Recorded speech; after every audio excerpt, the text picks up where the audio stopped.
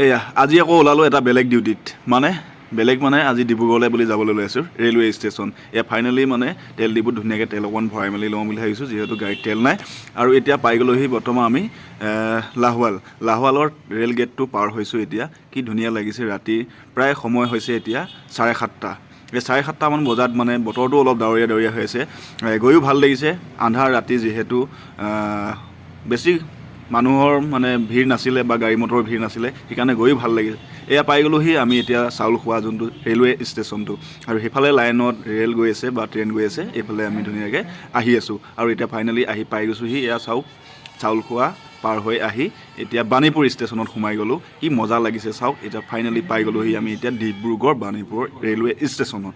বহুত ভাল লাগিছে, যিহেতু আমি এজনক থ'বলৈ বুলি আহিছিলোঁ, তেওঁ গৈছে বাহিৰলৈ, বাহিৰৰ দেশৰ কাৰণে কিবা কামত গৈছে, সেইকাৰণে তেওঁক থ'বলৈ আহিলোঁ। এতিয়া আমি ধুনীয়াকৈ ৰাওনা হৈছোঁ ঘৰলৈ বুলি। তেনেহ'লে এতিয়া বাই বাই ডিব্ৰুগড়, আকৌ লগ পাই থাকিম বেলেগ এটা